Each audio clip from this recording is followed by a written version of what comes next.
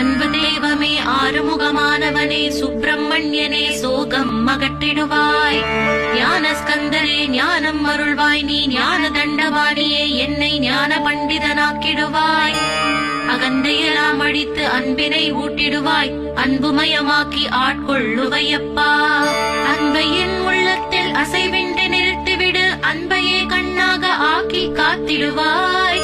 உள்ளும் புறமும் முன்னருளாம் அன்பையே உறுதியாக நானும் பற்றிட வந்திடுவாய்.